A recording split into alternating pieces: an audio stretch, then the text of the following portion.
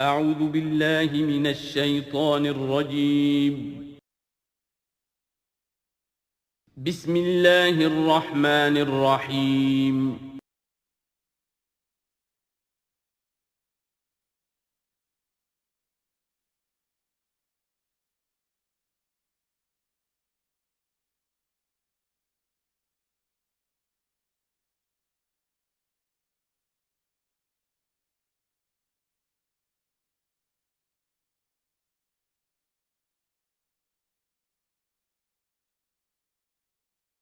الحمدللہ وکفی والصلاة والسلام علی عبادہ الذین اصطفیٰ خصوصاً علی افضلہم وخاتم النبیین محمد الامین وعلی آلہ وصحبہ اجمعین اما بعد فاعوذ باللہ من الشیطان الرجیم بسم اللہ الرحمن الرحیم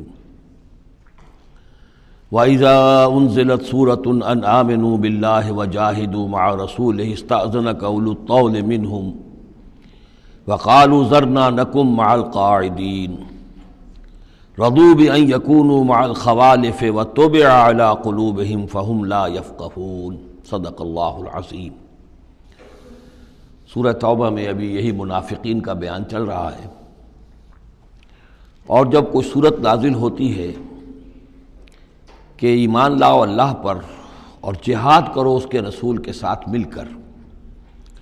استأذنک اولو الطول منہم، تو ان میں سے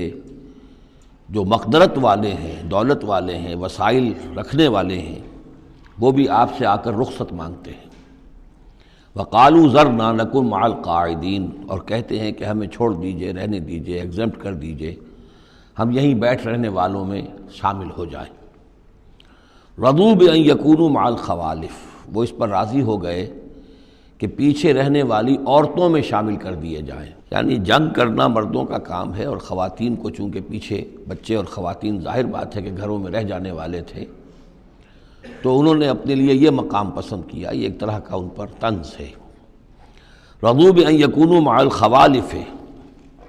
وطبع علی قلوبہم فہم لا یفقہون، تو ان کے دلوں پر مہر کر دی گئی اور اب وہ سمجھ نہیں سکتے۔ لیکن الرسول والذین آمنوا معہ، اس کے برعکس اللہ کے رسول صلی اللہ علیہ وسلم اور جو لوگ ان کے ساتھ ایمان لائے، جاہدوا باموالہم وانفسہم، انہوں نے جہاد کیا اللہ کی راہ میں، اپنے اموال سے بھی، اپنی جانوں سے بھی۔ وَأُولَٰئِکَ لَهُمُ الْخَيْرَاتُ، یہ وہ لوگ ہیں جن کے لیے بھلائیاں ہیں، خوبیاں ہیں، نیکیاں ہیں، اچھا اجر ہے۔ وَأُولَٰئِکَ هُمُ الْمُفْلِحُونَ، اور یقیناً یہی لوگ ہیں فلاح پانے والے، آخری منزل مراد کو پا لینے والے۔ فلاح کے لفظ پر انشاءاللہ تفصیلی گفتگو جو ہے وہ سورہ مومنون کے شروع میں ہوگی۔ یہ ایک بڑی اہم اصطلاح ہے قرآن کی، میں نے اب تک اس کا ترجمہ بس اسی طریقے سے اسی لفظ کے ساتھ کیا ہے۔ اعد اللہ لہم جنات تجری من تحتہا الانہار خالدین فیہا، اللہ تعالیٰ نے ان کے لیے ان باغات کو تیار کیا ہے جن کے دامن میں یا جن کے نیچے ندیاں بہتی ہوں گی، جن میں وہ ہمیشہ ہمیش رہیں گے۔ ذالک الفوز العظیم، اور یہ بہت بڑی کامیابی ہے۔ وجاء المعذرون من الاعراب لیؤذن لہم، اور آئے آپ کے پاس بہانے بنانے والے بدو بھی، مدینے کے لوگوں کا تذکرہ ہو رہا تھا، اب ظاہر بات ہے یہ نفیر عام تھی، اعلان عام تھا، تو اب جو بھی آس پاس تھے، جو دیہات میں رہنے والے مسلمان تھے، ان پر بھی یہ حکم جو ہے عائد تھا، تو ان میں سے بھی لوگ آئے اور رخصت طلب کرنے لگے۔ جاء المعذرون من الاعراب، اعراب اعرابیون کی جمع ہے، وہ جو لوگ بادیہ نشین بدو،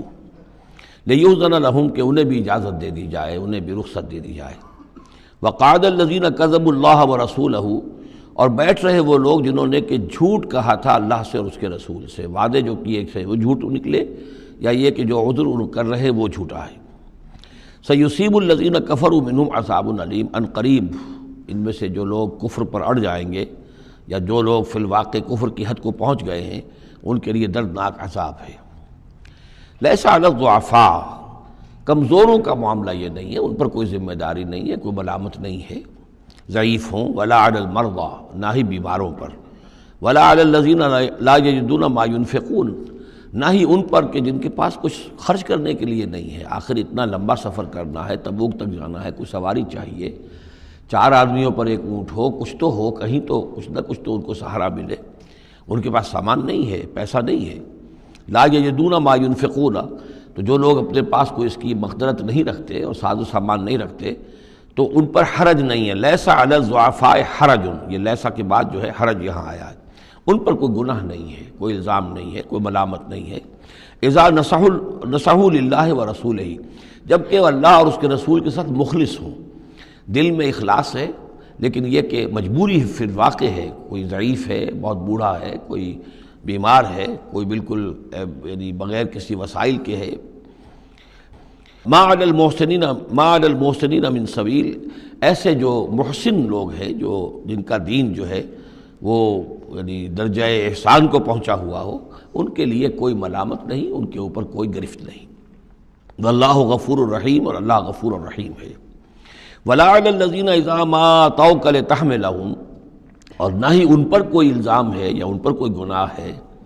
کہ جو آئے آپ کے پاس، جب آئے کہ آپ ان کے لیے سواری کا انتظام کر دیں، لتحملہم، قلتا، تو اے نبی آپ نے فرمایا، لا اجد ما احملکم علیہ، نہیں میرے پاس بھی کوئی سواری کا بندوبست نہیں ہے، میں نہیں پاتا کوئی چیز جس پر کہ آپ کو سوار کر سکوں۔ تولوا، تو مجبوراً وہ لوٹ گئے، واعینہم تفیض من الدمع، اور ان کے آنکھوں سے آنسو جاری تھے،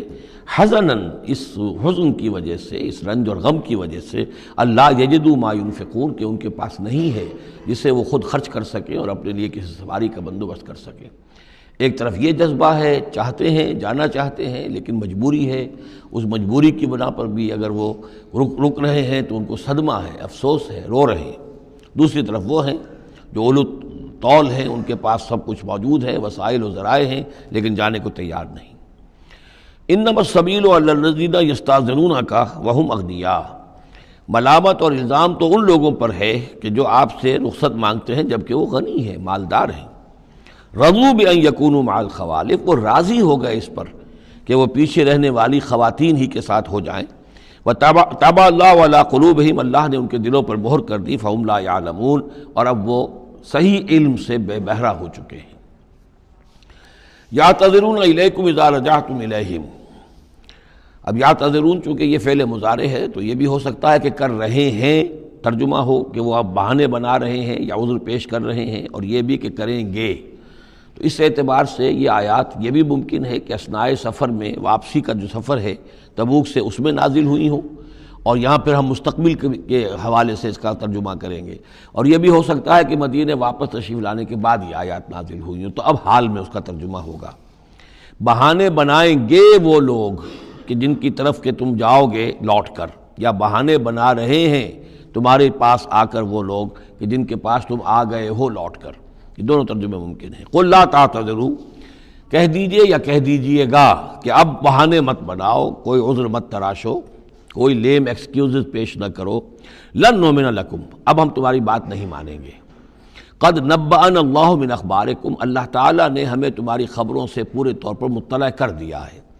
پہلے تو معاملہ یہ تھا تبوک پر جانے سے قبل حضور کا معاملہ کہ وہ اپنی شرافت اور اپنی مروت کے اندر جس نے آ کر جو بات کہی تسلیم کر لی۔ اب چونکہ اس دوران میں یہ ساری آیات اتر چکی ہیں اور اللہ تعالیٰ نے جو کچھ ان کے اندر تھا چھپا ہوا وہ بھی کھول کر بیان کر دیا ہے، تو کہہ دیا گیا کہ اب آپ ڈنکے کی چوٹ کہہ دیجئے، لن نؤمن لکم، اب ہم تمہاری بات نہیں مانیں گے۔ قد نبأنا اللہ من اخبارکم، اللہ تعالیٰ نے تمہاری اخبار پر، تمہاری خبروں پر، تمہاری کیفیات پر ہمیں مطلع کر دیا ہے۔ وَسَيَرَ اللَّهُ عَمَلَكُمْ وَرَسُولُهُ، اب عنقریب مستقبل میں اللہ تعالیٰ تمہارے عمل کو دیکھے گا اور اس کا رسول بھی دیکھیں گے صلی اللہ علیہ وسلم، یعنی آئندہ اب تمہارا کیا ایٹیچیوڈ رہتا ہے۔ ثُمَّ تُرَدُّونَ إِلَىٰ عَالِمِ الْغَيْبِ وَالشَّهَادَةِ، پھر تمہیں لوٹا دیا جائے گا اس ہستی کی طرف جو کھلے اور چھپے کی جاننے والی ہے۔ فَيُنَبِّئُكُم بِمَا كُنتُمْ تَعْمَلُونَ، تو پھر وہ تمہیں جتلا دے گا جو کچھ کہ تم کرتے رہے تھے۔ سَيَحْلِفُونَ بِاللَّهِ لَكُمْ إِذَا انقلبتم، یہ یقیناً قسمیں کھا کھا کر، حلف اٹھا کر اللہ کا کہیں گے جب کہ تم ان کی طرف لوٹ جاؤ گے یا آ گئے ہو، الیہم لتعرضوا عنہم، تاکہ آپ اعراض کریں، تاکہ مسلمانوں ان کو چھوڑ دیں، ان سے کوئی باس پرس نہ کریں، انہیں کوئی صدا نہ دیں، اعراض کریں۔ فاعرضوا عنہم، ٹھیک ہے ان سے اعراض کرو، ان سے آپ توجہ جو ہے پھیر لیجئے۔ انہم رجس، یقیناً یہ لوگ ناپاک ہیں۔ وماواہم جہنم، اور ان کا ٹھکانہ آگ ہے۔ جزاء بما کانوا یکسبون، بدلہ اس کا جو یہ کمائی انہوں نے کی ہے۔ یحلفون لکم لترضوا عنہم، یہ جو قسمیں کھا رہے ہیں مسلمانوں تمہارے پاس آ کر، اس لیے تاکہ تمہیں راضی کر لیں، تم ان سے راضی ہو جاؤ۔ اس لیے کہ ظاہر بات ہے کہ ایک معاشرہ تھا، مدینے میں رہتے تھے، ان کے بھائی بند تھے، ان کے دوست تھے، احباب تھے، اوس اور خزرج کے اندر رشتہ داریاں تھیں، تو اب بالکل آؤٹ کاسٹ ہو جانا معاشرے میں، تو ظاہر بات ہے کہ وہ پھر کوشش کرتے تھے کہ سارے مسلمان ہم سے بدظن نہ ہو جائیں، سب لوگ جو ہیں بدگمان ہو جائیں، تو ہم تو آؤٹ کاسٹ ہو جائیں گے، گویا کہ معاشرے میں اچھوت ہو جائیں گے۔ تو وہ آ کے لوگوں سے ملاقاتیں کر کر کے پھر ان کو بتاتے تھے کہ نہیں، ہمارا تو یہ عذر تھا، یہ مجبوری تھی، ہماری نیتوں پر شک نہ کرو۔ یحلفون لکم لترضوا عنہم، اے مسلمانوں یہ تمہارے سامنے قسمیں کھا کھا کر اپنے خلوص کا جو اطمینان تمہیں کرانا چاہ رہے ہیں، وہ اس لیے کہ تم ان سے راضی ہو جاؤ۔ فَإِن تَرْضَوْا عَنْهُمْ فَإِنَّ اللَّهَ لَا يَرْضَىٰ عَنِ الْقَوْمِ الْفَاسِقِينَ، تو اگر تم ان سے راضی ہو بھی گئے تو اللہ تعالیٰ ان نافرمانوں سے راضی ہونے والا نہیں ہے۔ الاعراب اشد کفرا ونفاقا، بدو لوگ جو ہیں دیہاتی بادیہ نشین، وہ کفر اور نفاق میں اور بھی زیادہ سخت ہیں۔ وَأَجْدَرُ أَن لَّا يَعْلَمُوا حُدُودَ مَا أَنزَلَ اللَّهُ عَلَيْهِ عَلَىٰ رَسُولِهِ، اور زیادہ لائق ہیں اس کے کہ ناواقف ہوں اس چیز کی حدود سے اور اس چیز کی تفاصیل سے کہ جو اللہ تعالیٰ نے اپنے رسول پر نازل فرمائی۔ یعنی مدینے والے تو پھر بھی حضور کی صحبت سے فیضیاب ہوتے ہیں، مختلف مواقع پر انہیں تعلیم کا سلسلہ حاصل ہے، جمعے کے خطبے ہوتے ہیں، حضور کا نصیحت کا معاملہ چلتا رہتا ہے، تو ظاہر بات ہے کہ جو لوگ ان چیزوں سے بھی محروم ہیں، بادیہ نشین ہیں، شاذ کبھی کوئی آیا مدینے میں تو حضور سے کی صحبت سے فیضیاب ہو گیا، لہذا فطری طور پر، معقول اور منطقی طور پر کفر اور شرک، کفر اور نفاق ان میں جو ہے وہ شدید تر ہے۔ واللہ علیم الحکیم، اور اللہ تعالیٰ سب کچھ جاننے والا اور کمال حکمت والا ہے۔ ومن الاعراب، اور ان بدوؤں میں سے وہ بھی ہیں، من یتخذ ما ينفق مغرما، کہ جو کچھ انہیں خرچ کرنا پڑتا ہے اسے وہ تاوان سمجھتے ہیں، یعنی زکوٰۃ ہے، عشر ہے، جو بھی اب ان کے اوپر عائد ہو گیا ہے، جو محصولات ہیں اسلامی نظام کے، اب یہ چونکہ ان کو دینے پڑ رہے ہیں، پہلے تو کوئی نظام ایسا تھا نہیں، تو یہ ان کو ایسے محسوس کرتے ہیں جیسے کوئی تاوان ہو۔ وَيَتَرَبَّصُ بِكُمُ الدَّوَائِرَ، اور وہ منتظر ہیں کہ کوئی گردش زمانہ آئے اور یہ جو حکومت قائم ہوئی ہے مدینے میں، جس کی وجہ سے ہمیں یہ سب کچھ کرنا پڑ رہا ہے، کوئی اس کے اندر تبدیلی پیدا ہو جائے، وہ حکومت ختم ہو جائے۔ علیہم دائرۃ السوء، اصل میں بری گردش خود ان کے اوپر مسلط ہے، یعنی جو منافقت ہے جو ان کے دلوں کے اندر، وہ ہے اصل برائی کے جو ان پر مسلط ہے۔ واللہ سمیع علیم، اور اللہ سب کچھ سننے والا اور جاننے والا ہے۔ ومن الاعراب من یؤمن باللہ والیوم الآخر، اور اعراب سب کے سب ویسے نہیں ہیں، بلکہ ان میں سے ایسے بھی ہیں، من الاعراب، انہی بدوؤں میں وہ بھی ہیں، من یؤمن باللہ والیوم الآخر، جو ایمان رکھتے ہیں اللہ پر، یوم آخر پر، ویتخذ ما ینفق، اور جو چیز بھی وہ خرچ کرتے ہیں اللہ کی راہ میں اس کو سمجھتے ہیں قربات عند اللہ، کہ اللہ تعالیٰ کے قرب کا ذریعہ ہوگا، تقرب الی اللہ کا ذریعہ بن جائے گا، ہمارا یہ صدقہ، ہمارا یہ خیرات، ہمارا یہ دین کے لیے انفاق جو ہے، یہ اللہ تعالیٰ سے ہمیں قرب عطا کرے گا۔ وصلوات الرسول، اور رسول صلی اللہ علیہ وسلم کی طرف سے عنایتیں ہوں گی اور ان کی دعائیں ہمارے شامل حال ہو جائیں گی۔ گویا کہ صاحب ایمان بھی تھے ان بدوؤں میں، سب کے سب منافق ہی نہیں تھے۔ الا انہا قربۃ لہم، آگاہ ہو جاؤ، ہاں ان کا یہ انفاق، اللہ کی راہ میں خرچ کرنا، یقیناً ان کے لیے باعث تقرب ہے اللہ کے لیے، اللہ کے نزدیک۔ سیدخلہم اللہ فی رحمتہ، ان قریب اللہ تعالیٰ انہیں اپنی رحمت میں داخل کرے گا۔ ان اللہ غفور الرحیم، یقیناً اللہ تعالیٰ معاف فرمانے والا، رحم فرمانے والا ہے۔ اب جو مضمون آ رہا ہے 13ویں رکوع میں، اس میں کیٹیگرائز کیا جا رہا ہے کہ اہل ایمان جو تھے اس وقت، یا یوں سمجھیے کہ جو مسلمان تھے ان میں کیا حفظ مراتب کا معاملہ کیا تھا۔ ظاہر بات ہے کہ تمام اہل ایمان ایک درجے کے تو نہیں تھے، خدا پنج انگشت یکساں نہ کرد، نہ ہر زن زنستو، نہ ہر مرد مرد، نہ تمام مومن ایک جیسے تھے، نہ تمام منافق ایک جیسے تھے، نہ تمام کمزور لوگ ایک جیسے تھے۔ تو یہ بھی بڑی یوں سمجھیے کہ حکمت قرآنی کا ایک اہم موضوع ہے، اس لیے کہ آئندہ بھی جب بھی کبھی کسی مسلمان معاشرے میں کوئی دینی تحریک اٹھے گی، ظاہر بات ہے جیسا کہ میں نے عرض کیا ہے، انسانی فطرت میں تو کوئی تبدیلی نہیں ہوئی ہے، اسی طرح کے صورتحال پیش آئے گی، تو اس کی پہچان کے لیے لوگوں کے درمیان درجہ بندی کا ایک فہم اور تفقع حاصل کرنے کے لیے یہ آیات جو ہیں یہ بہت ہی اہم ہیں۔ والسابقون الاولون من المہاجرین والانصار، اور پہلے پہل سبقت کرنے والے مہاجرین میں سے اور انصار میں سے، والذین اتبعوہم بإحسان، اور وہ لوگ جنہوں نے ان کی پیروی کی بھلائی کے ساتھ، نیکی کے ساتھ، رضی اللہ عنہم ورضوا عنہ، اللہ ان سے راضی ہو گیا اور وہ اس سے راضی ہو گئے، وعد لہم جنات تجری تحتها الانہار خالدین فیہا ابدا، ان کے نیچے ندیاں بہتی ہوں گی، اللہ نے وہ باغات تیار کر دیے ہیں ان کے لیے جن کے نیچے ندیاں بہتی ہوں گی، اس میں وہ ہمیشہ ہمیشہ رہیں گے، ذالک الفوز العظیم، یہی ہے بہت بڑی کامیابی۔ اب یہ ٹاپ کی ہیں، دو درجے ہیں، دو مراتب ہیں۔ جیسے ایک مرتبہ ہم دیکھ چکے سورہ نساء میں انبیاء، صدیقین، شہداء، صالحین، یہ گویا کہ ایک خاص اعتبار سے، اب اس کی تفاصیل میں جانے کا یہ موقع نہیں ہے، یہ مختلف اعتبارات سے درجہ بندی ہوتی ہے۔ ایک یہ درجہ بندی ہمارے سامنے آ رہی ہے کہ ٹاپ کے دو جو ہیں ان کے لیے الفاظ آئیں السابقون الاولون اور والذین اتبعوہم بإحسان، یہ وہ لوگ ہیں نیک سرشت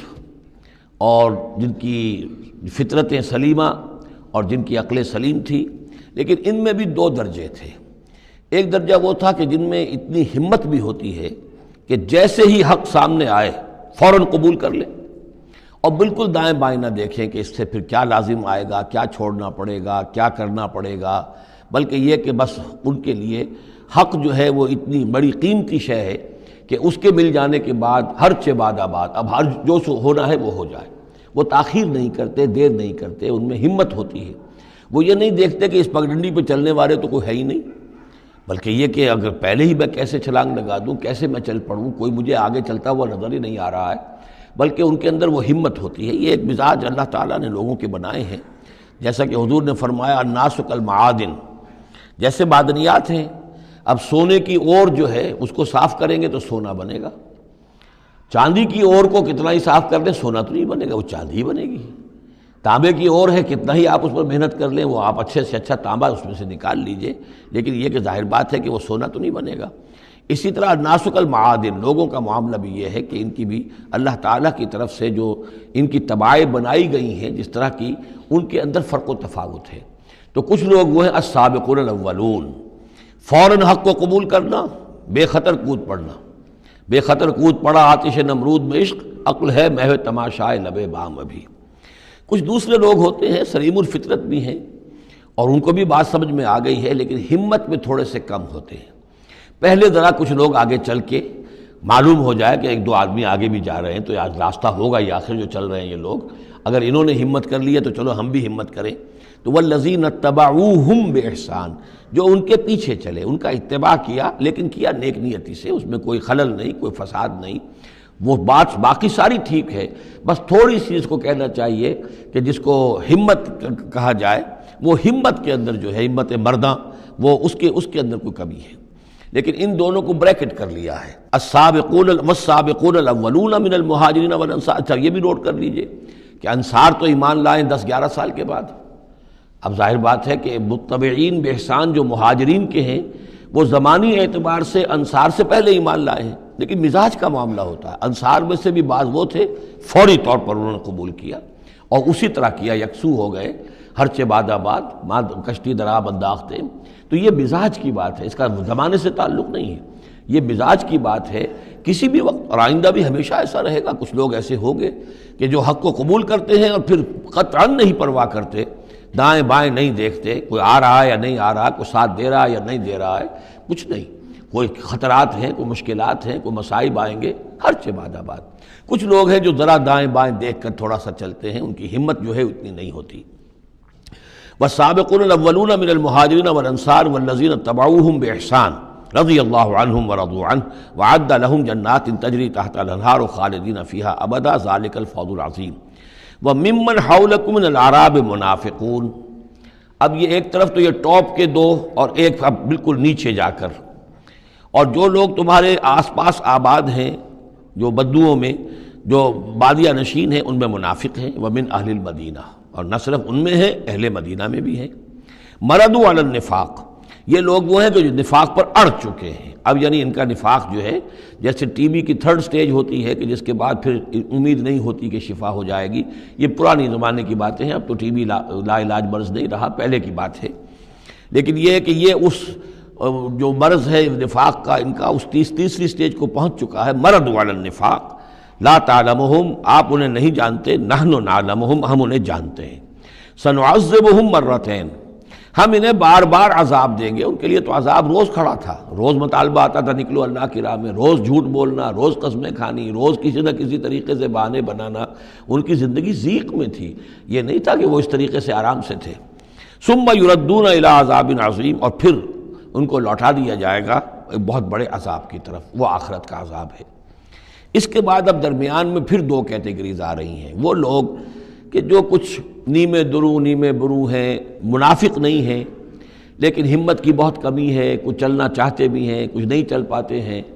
کچھ چلتے ہیں لیکن کبھی کبھی کسی سے غلطی بھی ہو جاتی ہے، کوئی ہمت بھی کرتے ہیں لیکن کبھی کوئی غلبہ ہو جاتا ہے، کوئی کسل ہو جاتا ہے، کوئی سستی طاری ہو جاتی ہے۔ اب ان کی کیٹیگری آ رہی ہے، لیکن ان کو بھی دو حصوں میں تقسیم کریں گے۔ وَآخَرُونَ اعْتَرَفُوا بِذُنُوبِهِمْ اور کچھ لوگ اور ہیں جو اپنے گناہوں کا اعتراف کرتے رہتے ہیں، اپنی کوتاہیوں کا، جھوٹ نہیں بولتے، جھوٹا بہانہ نہیں بناتے، جھوٹی قسم نہیں کھاتے، ہم سے خطا ہو گئی، ہم سے غلطی ہو گئی، واقعتاً ہم سے کوتاہی ہوئی ہے، واقعتاً ہم اپنے اہل و عیال کے اندر مصروف ہو کر اور اپنے فرائض کی ادا کرنے میں کوتاہی کا ثبوت دیتے رہے ہیں۔ یہ اعتراف، جب تک اعتراف ہوگا نفاق نہیں شمار ہوگا۔ جہاں جھوٹا بہانہ آنا شروع ہوا وہ نفاق ہے، اور جہاں جھوٹی قسم آ گئی وہ نفاق کی دوسری سٹیج ہے، اور اس کے بعد تیسری سٹیج یہ ہوتی ہے کہ اہل ایمان سے انہیں ضد ہو جاتی ہے، قد ہو جاتی ہے، دشمنی ہو جاتی ہے کہ یہ بے وقوف لوگ جو ہیں ان کی وجہ سے ہم پریشان ہو رہے ہیں، اگر یہ بھی ہماری طرح بیٹھ رہے ہیں تو ہمیں بھی کوئی پوچھے نہیں اور کوئی ہمارے اوپر بھی کوئی عتاب نہ آئے۔ یہ چونکہ فوراً وہ تو جیسے ہی آواز آئی اور یہ چل پڑتے ہیں، لہذا بجائے اس کے کہ ان کے بارے میں اچھے احساسات و جذبات ہوں کہ چلیے اللہ ان کو توفیق دے رہا ہے، بلکہ ان سے ایک دشمنی اور ایک ان کے دلوں کے اندر عداوت پیدا ہو جاتی ہے، وہ ہے نفاق۔ یہ اور کیٹیگری ہے کہ جو نفاق سب سے نیچے کر لیجئے اور سب سے اوپر وہ دو ہیں، والسابقون الاولون من المہاجرین والانصار والذین اتبعوہم بإحسان۔ اب ان کے درمیان میں یہ دو سٹیجز ہیں۔ وآخرون اعترفوا بذنوبہم اور کچھ لوگ اور ہیں جنہوں نے اپنی کوتاہیوں کا، اپنی تقصیر کا اعتراف کیا۔ خلطوا عملا صالحا وآخر سیئا، انہوں نے کچھ گڈمٹ کیا ہوا ہے، نیک کام بھی کرتے ہیں، اثار بھی کرتے ہیں، انفاق بھی کرتے ہیں، لیکن یہ کہ کبھی کوئی غلط کام بھی کر بیٹھتے ہیں، کوئی بری حرکت بھی سرزد ہو جاتی ہے۔ عسى اللہ ان یتوب علیہم، اللہ تعالیٰ امید دلاتا ہے کہ اللہ تعالیٰ ان کی توبہ کو قبول فرمائے گا اور ان کی توبہ جو ہے ان کو توبہ کی توفیق دے گا۔ ان اللہ غفور الرحیم، یقیناً اللہ تعالیٰ غفور اور رحیم ہے۔ اس میں شان نزول کے اعتبار سے ایک روایت بھی ہے، حضرت ابو لبابہ تھے رضی اللہ تعالیٰ عنہ اور ان کے کچھ ساتھی تھے، ان سے غزوہ تبوک کے موقع پر یہ کوتاہی ہو گئی کہ کسل کی وجہ سے اور مال اور دنیا میں اپنے مصروفیات اور مشاغل کی وجہ سے نہیں جا سکے، لیکن یہ ہے کہ ان کو شدید فوراً ہی احساس ہو گیا کہ ان سے تو بہت بڑی غلطی ہوئی ہے، بڑی خطا ہو گئی ہے، بڑی کوتاہی ہوئی ہے، اور اس احساس کی وجہ سے اس درجے ان کو اندر جو ہے ندامت کے جذبات پیدا ہوئے کہ انہوں نے اپنے آپ کو مسجد نبوی کے ستونوں سے باندھ لیا کہ اب حضور ہی آئیں گے اور اگر اعلان فرمائیں گے کہ ہماری توبہ قبول کر لی ہے اللہ تعالیٰ نے اور اپنے دست مبارک سے ہمیں کھولیں گے، تب ہم یہاں سے آزاد ہوں گے، ورنہ ہم یہیں پر اپنی جانیں دے دیں گے، اپنے آپ کو باندھے رکھیں گے ان ستونوں کے ساتھ۔ پھر حضور واپس تشریف لائے ہیں اور یہ آیات جب نازل ہوئیں، عسى اللہ ان یتوب علیہم، اللہ تعالیٰ ان قریب، یا اللہ توقع ہے اللہ ان کی توبہ قبول فرمائے گا، تب حضور نے آ کر انہیں کھولا اور انہیں یہ خوشخبری دی کہ ان کی توبہ جو ہے اللہ نے قبول کر لی ہے۔ یہ وہی بات ہے جو سورہ نساء میں بھی ہم پڑھ چکے ہیں، ثم یتوبون من قریب، وہ لوگ انما التوبۃ علی اللہ للذین یعملون السوء بجہالۃ ثم یتوبون من قریب، فوری طور پر جو ہے انسان کے اندر وہ ایمانی جذبات جو ہیں دوبارہ عود کر آئیں اور وہ فوراً توبہ کرے، تو ایسی توبہ کا قبول کرنا جو ہے اللہ تعالیٰ نے گویا کہ اپنے ذمے واجب ٹھہرایا ہوا ہے۔ البتہ یہ کہ پھر ان کے بارے میں خاص طور پر یہ حکم ہوا، خذ من اموالہم صدقۃ، روایت میں تو یہ آتا ہے کہ وہ خود بھی لے کر آئے تھے مال کہ یہ اللہ تعالیٰ کے جو ہماری توبہ قبول کی ہے تو ہم یہ اس کے شکرانے کے طور پر اللہ کی راہ میں یہ مال پیش کرتے ہیں اپنا، لیکن یہ کہ یہ قاعدہ کلیہ بھی ہے کہ خذ من اموالہم صدقۃ، جہاں تک منافقین کا معاملہ تھا روک دیا گیا، ان کے اب آپ صدقات قبول نہ کیجئے، اب ان کے نفقات اللہ کے ہاں قبول نہیں ہوں گے، لیکن یہ چونکہ ضعفاء ہیں، یہ کمزور ہیں، یہ منافق نہیں ہیں مخلص، کمزور مخلص ہیں، لہذا ان کے لیے کہ ان کے اموال میں سے صدقہ آپ قبول فرما لیجئے۔ خذ من اموالہم صدقۃ تطہرہم وتزکیہم بہا، اس طرح ان کے مال سے صدقہ قبول کرنے کا نتیجہ یہ نکلے گا کہ آپ ان کو پاک کریں گے اور تزکیہ کریں گے ان کا اس صدقے کے ذریعے سے. وصلی علیہم، ان کے لیے دعائیں کیجیے. ان صلاتک سکن لہم، یقیناً نبی آپ کی دعا جو ہے ان کے حق میں وہ بہت ہی سکون بخش ہے کہ انہیں یہ خیال ہو کہ ہم سے جو خطا ہوئی تھی ہم نے بھی استغفار کیا، توبہ کی ہے، اور اللہ کے رسول بھی ہمارے لیے دعا کر رہے ہیں. واللہ سمیع علیم، اور اللہ سب کچھ سننے والا اور جاننے والا ہے. الم یعلموا ان اللہ هو یقبل التوبۃ عن عبادہ، کیا وہ نہیں جانتے کہ اللہ تعالیٰ اپنے بندوں کی توبہ قبول فرماتا ہے. ویأخذ الصدقات، اللہ تعالیٰ بندوں کے صدقات قبول کرتا ہے. یعنی اللہ کا احسان ہے. صدقہ وہ شے ہے، خیرات وہ شے ہے حضور نے اپنے اوپر حرام کی، اپنی اولاد پر حرام کی ہے. اللہ تعالیٰ کی وہ شان ہے، وہ الغنی ہے، لیکن وہ کہتا میں تو قبول کرتا ہوں. میرے دین کے لیے تم خرچ کرتے ہو، میرے لیے میری رضا جوئی کے لیے خرچ کرتے ہو، تو میں تو تمہارے صدقات کو قبول کرتا ہوں. فرمایا کہ الم یعلموا ان اللہ هو یقبل التوبۃ عن عبادہ ویأخذ الصدقات، وہ صدقات قبول فرما لیتا ہے. وان اللہ هو التواب الرحیم، اور وہ تو بہت ہی توبہ کا قبول فرمانے والا اور بہت رحم فرمانے والا ہے. وقل اعملوا، لیکن ساتھ ہی آپ ان کو وہی جو کمزور لوگ تھے کہہ دیجئے، یہ بھی کہہ دیجئے اعملوا، اب دیکھو عمل کرو، اب محنت کرو، اثر نو کمر کسو، پہلے سے بڑھ کر افسر فروشی اور جاں فشانی ہونی چاہیے. فَسَيَرَى اللَّهُ عَمَلَكُمْ وَرَسُولُهُ، تو آئندہ اللہ بھی اور اس کے رسول بھی تمہارے عمل کو دیکھیں گے، تمہارا رویہ کیا رہتا ہے، تم نے کتنی اصلاح کی ہے، دوبارہ تو نہیں پھر تمہارا قدم پھسل رہا ہے. والمومنون، اور اہل ایمان بھی دیکھیں گے. وَسَتُرَدُّونَ إِلَىٰ عَالِمِ الْغَيْبِ وَالشَّهَادَةِ، اور پھر وہ وقت آ جائے گا جب تمہیں لوٹا دیا جائے گا اس کی طرف کہ جو کھلے اور چھپے سب چیز کا جاننے والا ہے. فَيُنَبِّئُكُم بِمَا كُنتُمْ تَعْمَلُونَ، اور پھر وہ تمہیں بتا دے گا جو کچھ کہ تم کرتے رہے تھے، تمہارے سارے اعمال سامنے آئیں گے. فَمَن يَعْمَلْ مِثْقَالَ ذَرَّةٍ خَيْرًا يَرَهُ وَمَن يَعْمَلْ مِثْقَالَ ذَرَّةٍ شَرًّا يَرَهُ. اس کے بعد تو دودھ کا دودھ پانی کا پانی ہو ہی جانا ہے. وَآخَرُونَ مُرْجَوْنَ لِأَمْرِ اللَّهِ، اب یہ اس ضعفاء میں سے ایک سیکنڈ کیٹیگری ہے. یہ سیکنڈ کیٹیگری وہ ہے کہ جو اس میں 3 اصحاب ہیں، اور ان میں خاص طور پر کعب ابن مالک رضی اللہ تعالیٰ عنہ ایک انصاری صحابی، ان کی طویل ترین حدیث جو ہے بخاری شریف میں آئی ہے، جنہوں نے سارا یہ واقعہ درج کیا ہے. مولانا مودودی نے تفہیم القرآن میں بھی وہ پوری نقل کی ہوئی ہے، تو اس لیے حدیث کی کتاب کا ملنا شاید آپ کے لیے مشکل ہو، لیکن یہ کہ تفہیم القرآن عام طور پر مل جاتی ہے، تو وہاں وہ واقعتاً سبق آموز ہے بہت، کہ وہ پورا معاشرہ کیا تھا، کیا تعلقات تھے حضور کے اور صحابہ کے. اب حضور سزا دے رہے تھے تو کس طور سے دے رہے تھے، جن کو سزا دی جا رہی تھی ان کے احساسات کیا تھے، معاشرے میں جو لوگ تھے ان جن کو سزا دی گئی تھی ان کے جو رشتہ دار تھے، یہاں تک کہ ان کی بیویاں، ان کا کیا طرز عمل تھا. تو یہ ایک جو اسلامی معاشرہ ہونا چاہیے صحیح معنی میں، اور جماعتی زندگی، دینی جماعتی زندگی جس پر ہونی چاہیے، اس کی بہترین تصویر ہے کہ جو اس طویل حدیث میں آئی ہے. یہ 3 حضرات ایسے تھے کہ جن کے ساتھ معاملہ وہی ہوا کہ یہ بھی کوئی ڈھیل دیتے رہے، اچھا چلیں گے، کل چلے جائیں گے. حضرت کعب ابن مالک فرماتے ہیں کہ میں ان دنوں بہت ہی صحت مند بھی تھا، میرے پاس مال بھی بہت تھا، میرے پاس جو اونٹنی تھی وہ بھی بہت تگڑی تھی، اور میں نے کہا چند دن اور حضور تو چلیں گے 30,000 کا لشکر لے کر، تو ظاہر بات ہے رفتار جو ہے کم ہوگی، تم ابھی اور گھر میں ٹھنڈی چھاؤں جو ہے گھر کی اور اپنے باغ کی اور اپنے جو ہے آرام کر لو، پھر تیزی کے ساتھ دوڑتے ہوئے جا کے حضور سے مل جانا.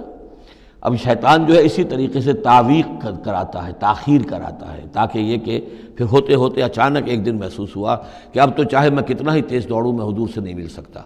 بس وہ ہاتھ پاؤں ڈھیلے پڑ گئے. لیکن یہ کہ اس کے بعد بھی جب حضور صلی اللہ علیہ وسلم تشریف لائے ہیں اس وقت تک بھی انہوں نے خود کوئی اقدام نہیں کیا اپنی توبہ کا، بلکہ یہ کہ حضور نے جب بلا کے لوگوں سے باز پرس کرنی شروع کی ہے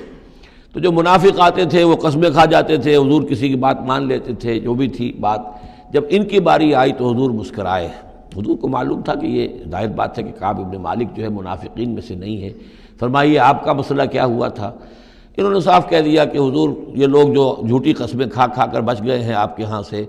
مجھے بھی اللہ نے زبان دی ہے، میں بھی بہت سے جھوٹی باتیں بھی کہہ سکتا ہوں، لیکن صحیح بات یہ کہ کوئی عذر نہیں ہے میرے پاس. میں جتنا ان دنوں صحت مند تھا اتنا کبھی صحت مند نہیں تھا، جتنا ان دنوں غنی تھا اتنا کبھی غنی نہیں تھا، میرے پاس کوئی عذر نہیں ہے سوائے اس کے کہ شیطان مجھے ورغلاتا رہا. تو حضور کو نے پھر ان کو، اور ان کے ساتھ 2 اور ساتھی تھے، ایسے 3 کا معاملہ یہ تھا، تو انہیں ایک سزا دی گئی، اور سزا مقاطعے کی تھی، سوشل بائیکاٹ، کوئی ان سے بات نہ کرے. وہ ان کے اوپر 50 دن جو گزرے ہیں، گھر میں ان کی بیوی ان سے بات کرنے کو تیار نہیں ہے. پوچھا گیا کہ میں بیوی یہاں پر میں رکھوں یا نہ رکھوں. بیوی نے آ کر کہا بوڑھے آدمی ہیں, کوئی ان کی خدمت کرنے والا نہیں ہے, کہ رہ سکتی ہو. لیکن شاید انہوں نے بعد میں اپنی بیوی کو بھی بھیج دیا تھا, اس لیے کہ کسی کے پاس جاتے تھے کہ اللہ کے بندے تمہیں تو معلوم ہے کہ میں منافق نہیں ہوں, میں مسلم ہوں, اور تم مجھ سے بات نہیں کرتے ہو. تو وہ جواب دیتے تھے مسلمان اللہ و رسولہ عالم, اللہ اور اس کے رسول کو زیادہ بہتر معلوم ہے, اور منہ موڑ کر چلے جاتے تھے. تو یہ وہاں کا معاشرہ جو ہے اس کے اندر جو نظم تھا, ضبط تھا, کہ ہمارے نبی نے چونکہ انہیں سزا دی ہے لہذا اب ان سے کوئی کلام نہیں کرے گا. اسی میں وہ واقعہ بھی پیش آیا, چونکہ 50 دن کا لمبا معاملہ تھا, کہ ملک غسان کا جو ہے ان کے پاس ایک آ گیا ایلچی, اور اس کا خط اس نے دیا, اور اس میں یہ لکھا ہوا تھا کہ ہمیں معلوم ہوا تمہارے ساتھی تم پر بڑا ظلم کر رہے ہیں, تمہارے صاحب جو ہے یعنی حضور صلی اللہ علیہ وسلم, تم تو بڑے شریف آدمی ہو, اور تم بڑے اپنی قوم کے جو ہے وہ بہت سربراہ لوگوں میں سے ہو, تم ایسے تو نہیں ہو کہ تمہیں اس طرح ذلیل کیا جائے, تم ہمارے پاس آؤ, ہم تمہیں اپنے یعنی اونچے درجے دیں گے اپنے دربار میں. تو انہوں نے کہا یہ اور مصیبت آئی, اور وہ خط لے کر پھاڑا اور تندور کے اندر پھینک دیا. ورنہ یہ کہ اگر ذرا سی بھی کوئی کمزوری ہوتی تو یہ کہ اس شیطان نے اس کمزوری کو ایکسپلائٹ کرنے کا بھی اتنا بڑا جو ہے داؤ کھیلا تھا. بہرحال ان کا ذکر ہے یہ. وآخرون مرجون لامر اللہ, اور کچھ اور ہیں کہ جن کے معاملے کو مؤخر کر دیا گیا ہے اللہ کے حکم سے. اما یعذبہم, اللہ چاہے گا تو انہیں عذاب دے گا, و اما یتوب علیہم, اور چاہے گا تو ان کو بھی توبہ کی توفیق دے گا یا ان کی توبہ قبول فرما لے گا. واللہ علیم حکیم, اور اللہ علیم اور حکیم ہے. ان کا ذکر جو ہے پھر بعد میں آئے گا, کچھ عرصے کے بعد گویا کہ وہ آیات نازل ہوئیں کہ جن میں ان کی توبہ بھی بعد میں قبول ہو گئی. لیکن 50 دن کا بڑا سخت سوشل بائیکاٹ. والذین اتخذوا مسجدا ضرارا وکفرا وتفریقا بین المؤمنین وارصادا لمن حارب اللہ ورسولہ من قبل, اور وہ لوگ کہ جنہوں نے ایک مسجد بنائی ہے ضرار کے طور پر, زدم زدہ, ضرر سے ضرار باب مفعلہ ہے, وکفرا, اور کفر کے لیے, وتفریقا بین المؤمنین, اور اہل ایمان میں تفریق پیدا کرنے کے لیے, وارصادا لمن حارب اللہ ورسولہ, اور ان لوگوں کو گھات فراہم کرنے کے لیے, جائے پناہ دینے کے لیے کہ جو اللہ اور اس کے رسول سے جنگ کر رہے ہوں, من قبل, جو کہ اس سے پہلے سے اللہ اور اس کے رسول سے جنگ کر رہے تھے. یہ مسجد ضرار بنائی تھی منافقین نے مدینہ کے اندر, اور مسجد قباء کے قریب کے علاقے ہی میں تھی یہ. اور یہ اصل میں اس کے پیچھے ایک شخص تھا ابو عامر راہب, خزرج کا یہ شخص تھا, اور یہ شخص بھی ویسے بڑا عالم شخص تھا, اور یہ عیسائی ہو گیا تھا اور راہب ہو گیا تھا. جیسے کہ ورقہ ابن نوفل تھے, وہ قرشی تھے, لیکن وہ بھی ان کی طبیعت سلیم تھی, عقل سلیم اور فطرت سلیمہ کی روشنی میں انہوں نے بھی اس وقت پھر بت پرستی چھوڑ کر اور عیسائیت اختیار کر لی تھی. کان یکتب التوراۃ بالعبرانیہ, اور اتنے بڑے عالم تھے کہ تورات عبرانی زبان میں لکھا کرتے تھے. تو اس حوالے سے اسی طرح کی ایک پیرلل شخصیت یہ ہے, ابو عامر خزرج کے تھے یہ. لیکن یہ شخص جو ہے راہب بنا, لیکن اس کو معاملہ برعکس ہوا. ورقہ ابن نوفل نے تو حضور کی تصدیق کی جب حضرت خدیجہ رضی اللہ تعالی عنہا لے کر گئی ہیں حضور کو, ان کا کہ یہ وہی ناموس ہے جو موسیٰ اور عیسیٰ پر آیا تھا, اور اللہ کرے کہ میں اس وقت تک زندہ رہوں جب کہ آپ کی قوم آپ کو یہاں سے نکال دے گی. تو حضور حیران ہوئے, ابا مخرجیہم, کیا یہ لوگ مجھے یہاں سے نکال دیں گے؟ تو ان کا کہ ہاں یہ معاملہ ایسا ہی ہے جس کے ساتھ بھی ہوا ہے, پھر اس کی قوم نے اس کے ساتھ دشمنی کی ہے. تو برعکس رویہ یہ تھا اس کا ابو عامر خزرجی کا کہ یہ جو ہے حضور کا شدید ترین دشمن ہو گیا. بدر کی شکست جب ہو گئی کفار کو, تو پھر یہ مکے ہی میں جا کر آباد ہو گیا, اور وہاں یہ سازش کرتا رہا. اور یہ فوج جو ابو سفیان لے کر آئے احد میں, اس کے پیچھے بھی اس کی سازش کار فرما تھی, اور احد میں ساتھ آیا مشرکین کے. اور وہاں آ کر اس نے مسلمانوں کے جب لشکر آمنے سامنے ہوئے تھے دامن احد میں, تو اس نے باہر نکل کر تقریر کی تھی انصار مدینہ پر جو بھی اثرات اس کے تھے قدیم کے نیک آدمی تھا, عالم آدمی تھا, زاہد آدمی تھا, راہب تھا. تو اس حوالے سے اس نے چاہا تھا کہ انصار کو برگشتہ کریں محمد رسول اللہ صلی اللہ علیہ وسلم سے کہ وہ علیحدہ ہو جائیں, لیکن اس کی کوئی چال چلی نہیں تھی, کامیاب نہیں ہو پائی تھی. پھر یہ کہ اس کے بعد جب حنین کی بھی جنگ ہو چکی, اور پھر تھک ہار کر جب اسے معلومات جزیرہ نمائے عرب میں تو میرے لیے کوئی جگہ نہیں ہے, تو پھر وہ شام چلا گیا تھا. شام میں مقیم رہ کر اس کا سلسلہ جنبانی جاری تھا مدینے کے منافقین کے ساتھ, اور وہاں سے اس نے انہیں حکم دیا کہ ایک مسجد بناؤ, ہو ذرا مدینے سے باہر, تاکہ جو بھی ہمارے سازشی عناصر ہیں وہ وہاں جمع ہو سکیں. یہ آپ کہیں گے مسجد ہے, یہ تو ہم مسجد میں نماز پڑھنے کے لیے جمع ہوتے ہیں, اور چونکہ مدینے سے ذرا باہر ہوگی لہذا اس کی خبریں بھی عام طور پر لوگوں کو نہیں ملیں گی. باہر سے کوئی پیغام مجھے بھیجنا ہوگا میں وہاں پہنچا دوں گا. تو نام اس کا مسجد رکھا گیا، اصل میں وہ فتنے کا ایک مرکز تھا جو تعبیر کیا گیا. تو والذین اتخذوا مسجدا ضرارا وکفرا وتفریقا بین المؤمنین وارصادا لمن حارب اللہ ورسولہ، یہ تھے مقاصد اس مسجد کی تعمیر کے. مسجد نما عمارت جو انہوں نے بنائی تھی کہ وہ اصل میں مسلمانوں کو نقصان پہنچانے کے لیے، کفر کی تقویت کے لیے، اہل ایمان میں تفریق پیدا کرنے کے لیے، اور جو بھی اللہ اور اس کے رسول کے دشمن ہیں ان کو ایک جائے پناہ اور ان کے لیے ایک گھات کی جگہ کہ وہ وہاں جا کر آ کر بیٹھے. جی مسافر ہیں، مسجد کے اندر ٹھہرے ہوئے ہیں، ان کے اوپر کوئی جو ہے کوئی تعارض ان سے نہ کرے. وَلَيَحْلِفُنَّ إِنْ أَرَدْنَا إِلَّا الْحُسْنَى، اور عن قریب وہ قسمیں کھا کھا کر کہیں گے کہ نہیں حضور ہماری کوئی بری نیت نہیں تھی، کوئی ارادہ نہیں تھا، بلکہ یہ کہ ہم نے تو نیکی کا ارادہ کیا تھا. اصل میں دوسری مسجد ہم سے دور پڑتی تھی، کچھ جماعت میں ہماری کچھ نمازیں رہ جاتی تھی جماعت سے، ہم نے کہا کہ ہم ایک مسجد اور بنا لیں تاکہ ہماری تمام جو نمازیں ہیں باجماعت ادا ہو جائیں. واللہ یشہد انہم لکاذبون، اللہ گواہی دیتا ہے کہ یہ جھوٹے ہیں. لا تقم فیہ، انہوں نے آ کے حضور سے درخواست کی ایک دفعہ حضور آپ تشریف لے چلیے، آپ کے آنے سے وہاں بڑی برکت ہو جائے گی، تو آپ مسجد جو ہے ہماری اس کو بھی یہ سعادت نصیب ہو جائے کہ آپ قدم رنجاں فرمائیں وہاں. لیکن اللہ تعالیٰ نے بر وقت روک دیا. لا تقم فیہ ابدا، اے نبی آپ اس مسجد میں کبھی کھڑے نہ ہوں. لمسجد اسس علی التقوی من اول یوم، یقیناً وہ مسجد جو پہلے دن ہی سے تقوی پر تعمیر کی گئی. مسجد قباء قریبی تھی اور یہ وہ مسجد ہے کہ جو سب سے پہلے تعمیر ہوئی ہے اور اس کی بنیاد تقوی پر تھی. حضور جب ہجرت کا سفر اختیار کر کے آئے تھے، مدینے پہنچے تو وہاں پہلا پڑاؤ تھا مدینے سے 3 میل باہر، اس پڑاؤ کی جگہ پر یہ وہ مسجد قباء ہے. تو مسجد اسس علی التقوی من اول یوم، پہلے دن سے جو مسجد جو ہے تقوی پر جس کی بنیاد رکھی گئی، احق ان تقوم فیہ، وہ زیادہ حقدار ہے، مستحق ہے اس کی کہ آپ اس میں کھڑے ہوں، اس میں نماز پڑھیں. فیہ رجال یحبون ان یتطہروا، اس میں وہ لوگ ہیں کہ جن کو بڑی پسند ہے یہ بات کہ وہ بہت پاک رہیں، بہت پاک رہیں. واللہ یحب المطہرین، اور اللہ تعالیٰ کو ایسے لوگ بہت پسند ہیں کہ جو بہت زیادہ پاکی کو پسند کرتے ہوں. ان سے پوچھا گیا پھر مسجد قباء والے مسلمانوں سے کہ آپ لوگوں کی وہ کون سا وصف ہے آپ کا جس کی وجہ سے اللہ تعالیٰ نے اتنی مدح فرمائی ہے کہ یہ بڑے متطہرین ہیں، مطہرین، اور اللہ ان کو پسند کرتا ہے. تو انہوں نے فرمایا کہ ہم قضاء حاجت کے بعد ڈھیلے بھی استعمال کرتے ہیں اور پھر پانی سے بھی طہارت کرتے ہیں. تو یہ دونوں طریقے سے وہ اپنا استنجا جو ہے وہ پوری طریقے سے کرتے تھے. اسی کو سمجھا گیا ہے کہ اللہ تعالیٰ نے اس کی تعریف فرمائی ہے. فیہ رجال یحبون ان یتطہروا واللہ یحب المطہرین. افمن اسس بنیانہ علی تقوی من اللہ ورضوان، تو کیا بھلا وہ کہ جس نے اپنی بنیاد رکھی ہو اپنی عمارت کی تقوی پر اللہ کی طرف سے اور اس کی رضا پر، وہ بہتر ہے. ام من اسس بنیانہ،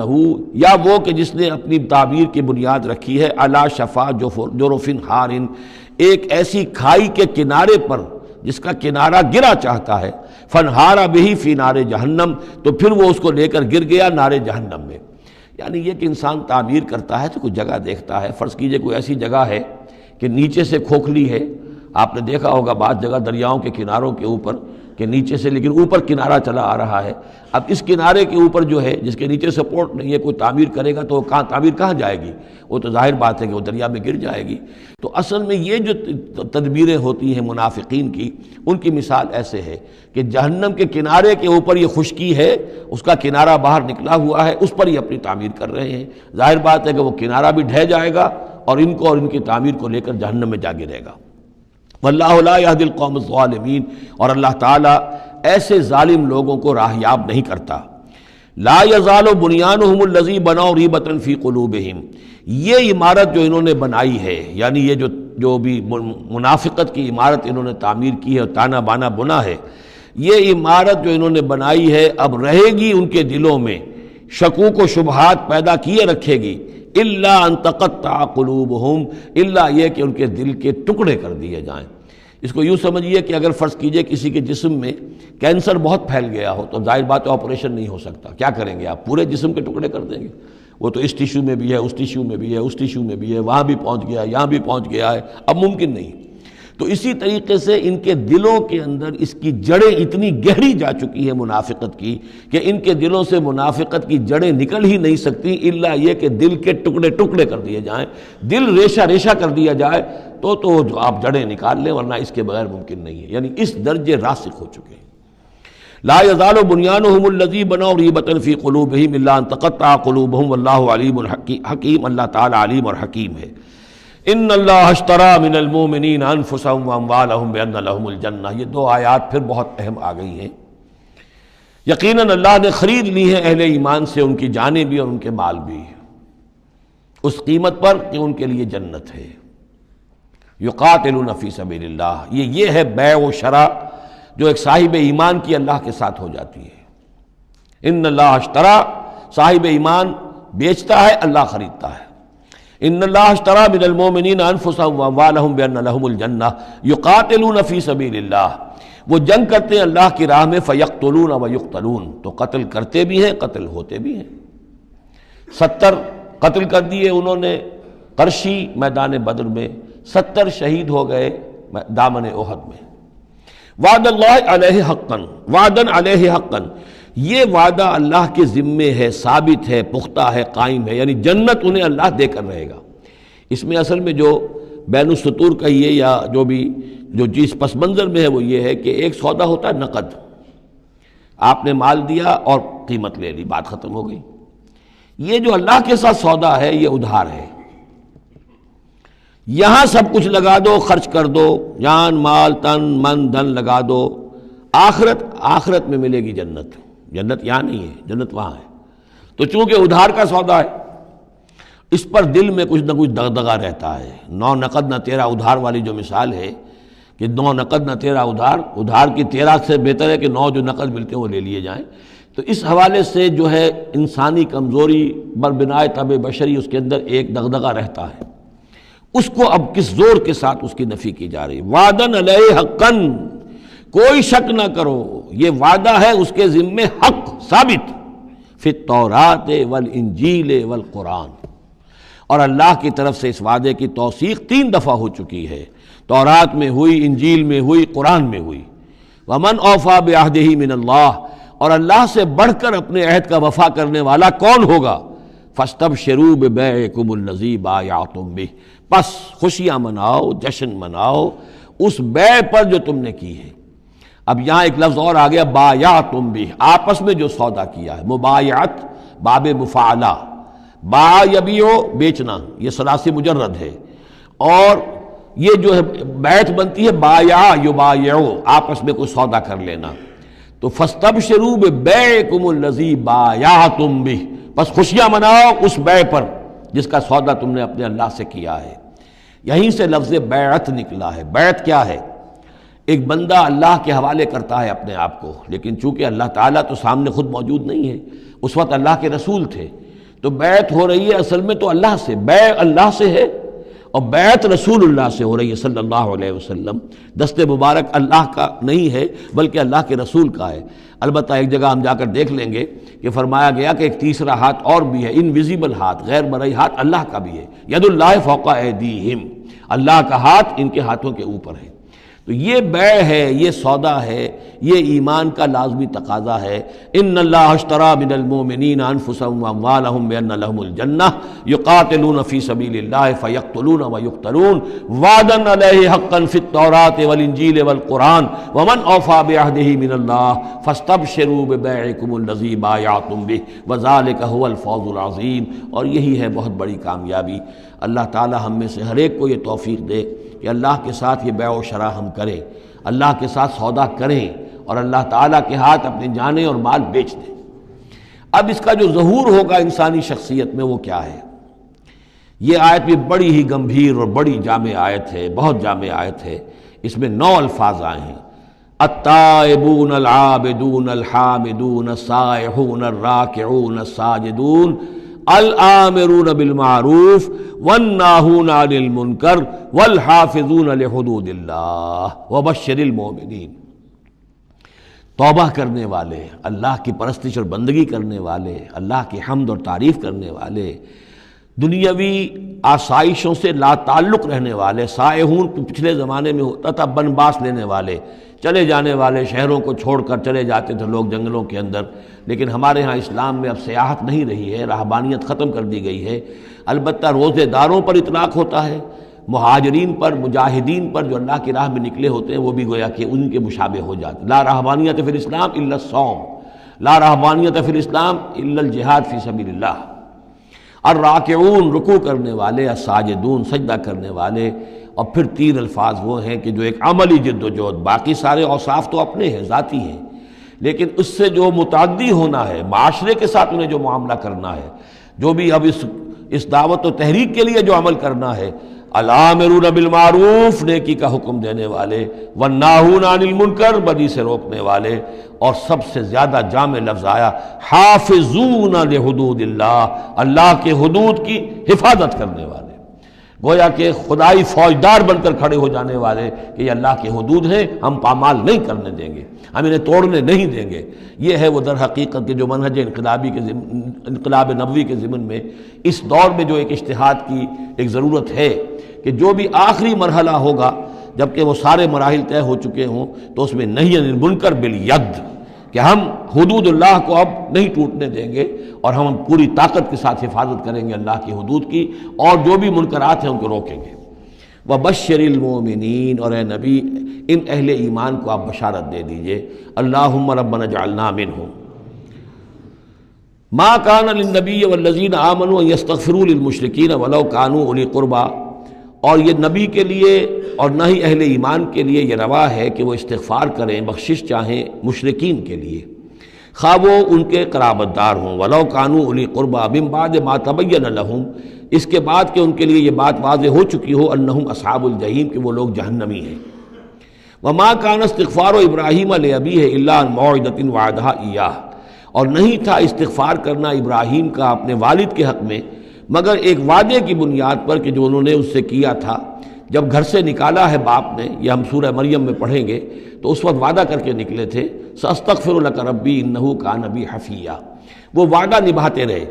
اور وہ نبھاتے اس لیے رہے کہ امید تھی کہ جب تک وہ زندہ تھا باپ کہ شاید اللہ تعالیٰ اس کو ہدایت دے دے اور یہ ایمان پر آ جائے، لیکن جب اس کی موت واقع ہو گئی تو انہوں نے استغفار بند کر دیا، اس لیے کہ اب ثابت ہو گیا کہ وہ در حقیقت کفر کے اوپر اڑا رہا، اور موت جب واقع ہو گئی تو اب تو توبہ کا دروازہ بند ہو چکا۔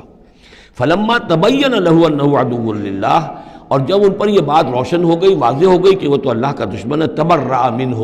تو ان سے تبری کیا، ان سے اعلان بیزاری کر دیا۔ ان ابراہیم لأواہ حلیم، یقیناً ابراہیم تو بہت نرم دل تھے اور بہت ہی حلیم الطبع تھے۔ وما کان اللہ لیضل قوما بعد اذ ھداھم، اور یہ اللہ کی شان نہیں ہے، اللہ کا یہ طریقہ نہیں ہے کہ وہ کسی قوم کو گمراہ کر دے اس کے بعد کہ انہیں ہدایت دی ہو، حتی یبین لہم ما یتقون، جب تک کہ واضح نہ کر دے جس چیز سے بچنا چاہیے۔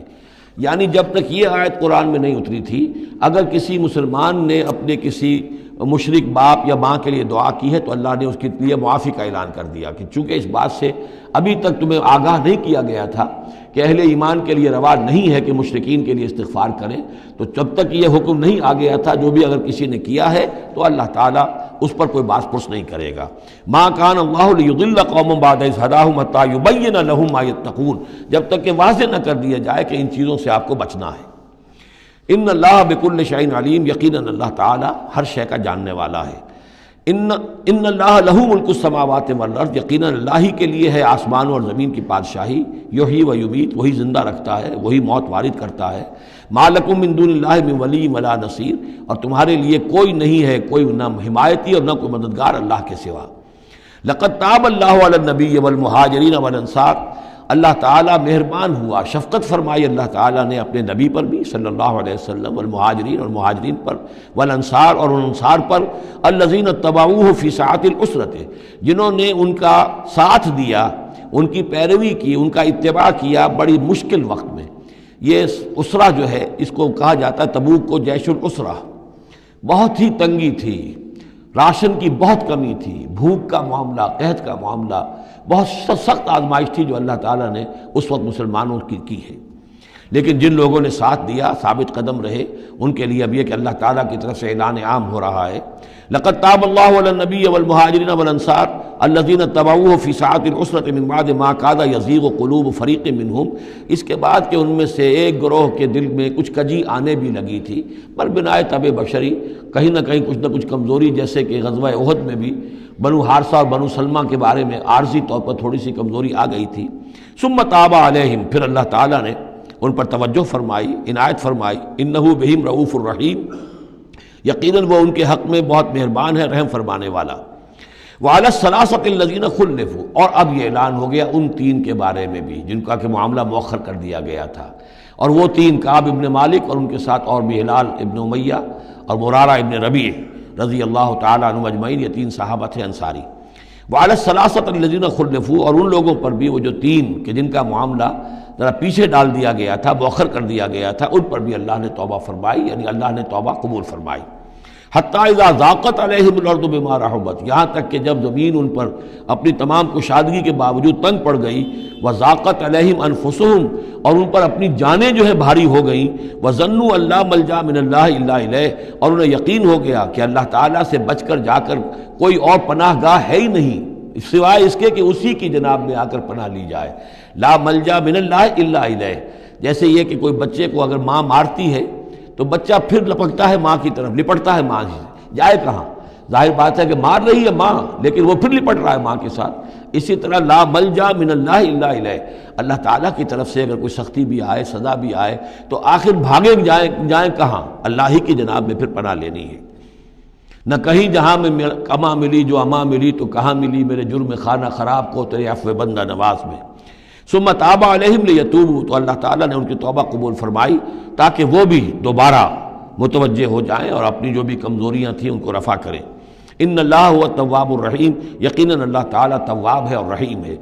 یا ایھا الذین آمنوا اتقوا اللہ وکونوا مع الصادقین، اہل ایمان اللہ کا تقوی اختیار کرو اور دیکھو صادقین کی جماعت کے ساتھ جڑے رہو۔ یہ جڑے رہنا جو ہے یہ ہے در حقیقت کسی جماعتی زندگی کے اندر، جیسا کہ ہم نے اس سے پہلے پڑھا تھا سورہ انعام میں، لَهُ أَصْحَابٌ يَدْعُونَهُ إِلَى الْهُدَى ائْتِنَا، اگر کسی کے کچھ ساتھی ہوں، کسی وقت کسی کا پاؤں گر گیا، پھسل گیا، تو کوئی اور ساتھی سہارا دینے والا ہو، ہاتھ پکڑنے والا ہو، کسی کی کسی وقت ہمت جو ہے جواب دے رہی ہے تو دوسرا جو ہے اس کی ہمت بنانے والا ہو، اجتماعی زندگی جو برکتیں ہیں۔ یا ایھا الذین آمنوا اتقوا اللہ وکونوا مع الصادقین، اور سچے لوگوں کی معیت اختیار کرو۔ ما کان لأہل المدینۃ ومن حولہم من الاعراب ان یتخلفوا عن رسول اللہ، یہ بالکل روا نہیں تھا مدینے والوں کے لیے اور نہ ہی جو ان کے ارد گرد تھے بدو لوگ جو آباد تھے کہ وہ پیچھے رہ جاتے رسول کو چھوڑ کر۔ رسول جا رہے ہیں، تپتی راہیں مجھ کو پکارے، دامن پکڑے چھاؤں گھنیری، وہ تپتی راہوں کی طرف رسول تو جا رہے ہیں اور یہ بیٹھے رہے اپنی ٹھنڈی چھاؤں کے اندر۔ وَلَا يَرْغَبُوا بِأَنفُسِهِمْ عَن نَفْسِهِ، اور نہ ان کے لیے یہ روا تھا کہ وہ نبی کی جان سے بڑھ کر اپنی جان کی فکر کرتے، اپنی جان کی پرواہ کرتے، اپنی آسائش اور اپنی حفاظت اور اپنی عافیت جو ہے اس کی فکر کرتے۔ ذالک بأنہم لا یصیبہم ظمأ، یہ اس لیے کہ انہیں نہ تو آتی کوئی بھوک پیاس لگتی، ولا نصب، نہ کوئی ان کے اوپر تکان طاری ہوتی، ولا مخمصۃ، نہ کبھی انہیں فاقے کی تکلیف گوارا کرنا پڑتی فی سبیل اللہ، اللہ کے راہ میں، ولا یطعون موطئا، اور نہ ہی وہ قدم رکھتے کسی جگہ پر یغیظ الکفار، جس سے کہ کفار کو جو ہے کے دلوں میں آگ لگے، ولا ینالون من عدو نیلا، اور نہ وہ لیتے اپنے دشمن سے کچھ بھی، کوئی بازی حاصل کرتے، کچھ پاتے، کچھ اس سے فتح حاصل کرتے، الا کتب لہم بہ عمل صالح، مگر یہ کہ ہر اس فعل کے ساتھ ساتھ ان کے اعمال میں عمل صالح نیکیوں کا اندراج ہوتا رہتا،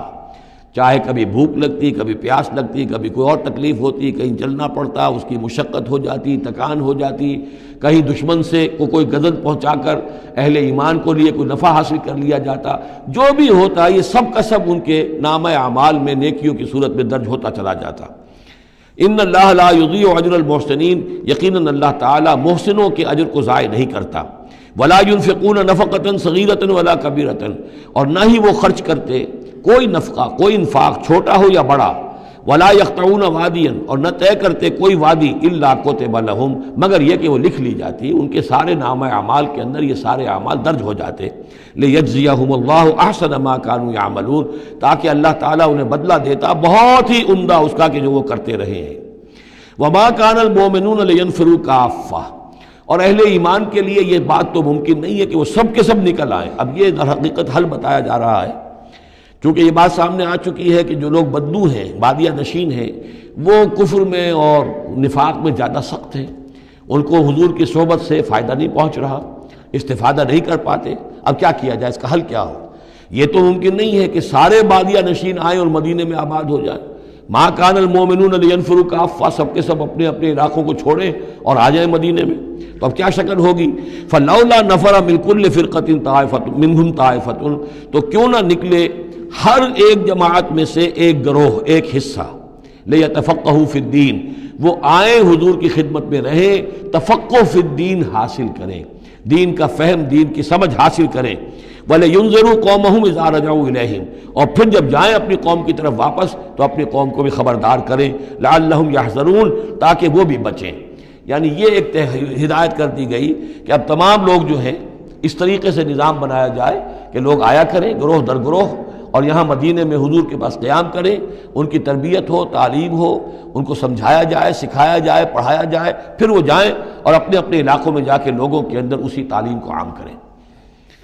یا ایھا الذین آمنوا قاتلوا الذین یلونکم من الکفار، اہل ایمان جنگ کرو ان کافروں سے جو تمہارے ساتھ ملحق ہیں۔ اصل میں یہ چونکہ اب حضور صلی اللہ علیہ وسلم کی جو دعوت کا بین الاقوامی یا عالمی یا آفاقی دور ہے، اس کا آغاز ہو چکا ہے، اب اس کو بڑھنا ہے، تو یہاں حکم دیا جا رہا ہے اب جو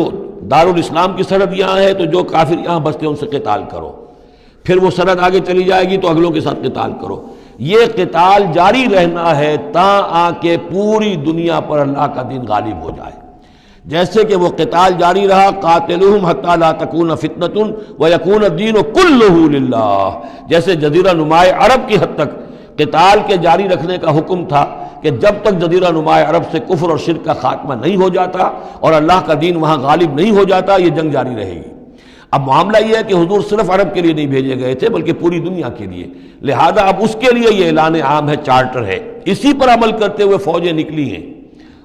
ورنہ جیسا کہ میں نے کئی مرتبہ عرض کیا ہے، ایرانیوں نے تو کہا بھی تھا کہ ہمارے اوپر کیوں تم چڑھ کر آ گئے ہو، یہ اللہ کا حکم ہے۔ یا ایھا الذین آمنوا قاتلوا الذین یلونکم من الکفار ولیجدوا فیکم غلظہ، اور چاہیے کہ وہ تمہارے اندر سختی محسوس کریں، نرمی نہ پائیں، سختی محسوس کریں۔ وَاعْلَمُوا أَنَّ اللَّهَ مَعَ الْمُتَّقِينَ، اور جان لو کہ اللہ تعالیٰ متقیوں کے ساتھ ہے۔ وَإِذَا مَا أُنزِلَتْ سُورَةٌ فَمِنْهُم مَّن يَقُولُ أَيُّكُمْ زَادَتْهُ هَٰذِهِ إِيمَانًا، اور جب کوئی صورت نازل ہوتی ہے تو وہ کہتے ہیں آپس میں، پھر منافقین کا تذکرہ ہو رہا ہے، بھائی کس کے ایمان میں اضافہ ہو گیا اس صورت سے، استہزاء کے انداز میں، کیونکہ یہ بات کہی گئی ہے جب وہ آیات سنتے ہیں اللہ کی تو ان کے ایمان میں اضافہ ہوتا ہے، تو اب وہ تبصر کرتے تھے۔ وَإِذَا نَزَلَتْ سُورَةٌ أُنزِلَتْ سُورَةٌ، جب کوئی صورت نازل کی جاتی ہے، فَمِنْهُمْ، تو ان میں سے وہ لوگ بھی ہیں جو کہتے ہیں، مَن يَقُولُ أَيُّكُمْ زَادَتْهُ هَٰذِهِ إِيمَانًا، اس صورت کے آنے سے تم میں سے کس کس کے ایمان میں اضافہ ہو گیا۔ فَأَمَّا الَّذِينَ آمَنُوا فَزَادَتْهُمْ إِيمَانًا، تو واقعتاً جو ایمان والے ہیں ان کے ایمان میں یقیناً اضافہ ہوا ہے۔ وَهُمْ يَسْتَبْشِرُونَ، اور وہ خوش ہوتے ہیں، خوشیاں مناتے ہیں، اللہ نے مزید آیات اتاری ہیں، اللہ نے ہمارے ایمان کو اور جلا بخشی ہے۔ وَأَمَّا الَّذِينَ فِي قُلُوبِهِم مَرَضٌ، رہ گئے وہ لوگ کہ جن کے دلوں میں روگ ہے، فَزَادَتْهُمْ رِجْسًا إِلَىٰ رِجْسِهِمْ، تو ان کے جو گندگی پہلے سے ہے ان آیات کے نزول کے بعد بھی ان کی گندگی ہی میں اضافہ ہوتا ہے۔ وَمَاتُوا وَهُمْ كَافِرُونَ، اور وہ مرتے ہیں اسی حال میں کہ وہ کافر ہوتے ہیں۔ اولا يرون انہم یفتنون فی کل عام مرۃ او مرتین، کیا یہ منافق دیکھتے نہیں ہیں کہ ہر سال ان کو آزمایا جا رہا ہے، ایک بار یا دو بار، کوئی نہ کوئی مرحلہ آ جاتا ہے ہر سال، کوئی قتال کا مرحلہ آ گیا، کوئی اور آزمائش آ گئی۔ ثم لا يتوبون ولا هم يذكرون، اس کے باوجود نہ یہ توبہ کرتے ہیں اور نہ ہی نصیحت اخذ کرتے ہیں۔ وَإِذَا مَا أُنزِلَتْ سُورَةٌ نَظَرَ بَعْضُهُمْ إِلَىٰ بَعْضٍ، اور جب کوئی صورت نئی اترتی ہے جس میں قتال کا ذکر بھی ہو جائے تو پھر وہ ایک دوسرے کو دیکھتے ہیں، نظر بعضهم الى بعض، کنکھیوں سے، آنکھوں میں اشارے کرتے ہیں، هل يراكم من احد، تمہیں کوئی دیکھ تو نہیں رہا؟ ثم انصرفوا، پھر وہ وہاں سے کھسک جاتے ہیں۔ صرف اللہ قلوبہم، اصل میں اللہ تعالیٰ نے ان کے دلوں کو پھیر دیا ہے، بانہم قوم لا یفقہون، اس لیے کہ ان کے دل تفقہ سے خالی ہیں۔ اب یہ جو دو آیتیں ہیں یہ قرآن مجید کی عظیم ترین آیات میں سے ہیں۔ لقد جاءکم رسول من انفسکم، لوگوں دیکھو آ گیا ہے تمہارے پاس ہمارا رسول صلی اللہ علیہ وسلم، تم ہی میں سے ہے، انسان ہے، بنی نوع بشر میں سے ہے، عزیز علیہ ما عنتم، اور مسلمانوں جو تم پر کوئی بات مشکل کی ہوتی ہے وہ ان پر بھی بڑی بھاری گزرتی ہے، حریص علیکم، تمہارے حق میں بہت حریص ہیں، سارے خیر، ساری خوبیاں، ساری بھلائیاں اللہ تمہیں دے دے، بالمومنین رؤوف الرحیم، اور اہل ایمان کے حق میں وہ شفیق بھی ہیں، رحیم ہیں، مہربان ہیں۔ فَإِن تَوَلَّوْا، پھر بھی اگر وہ منہ پھیر لیں، فَقُلْ، تو اے نبی کہہ دیجئے، حسبی اللہ، میرے لیے اللہ کافی ہے، لا الہ الا ہو، اس کے سوا کوئی معبود نہیں، علیہ توکل، تو میں نے اس پر توکل کیا ہے، وہو رب العرش العظیم، اور وہ بہت بڑے عرش کا رب ہے، وہ عرش جو اس کا ہمارے تصور کے اندر آ ہی نہیں سکتا، رب العرش العظیم، بڑے عرش والا مالک ہے۔ بارک اللہ لی ولکم فی القرآن العظیم ونفعنی وإیاکم بالآیات والذکر الحکیم۔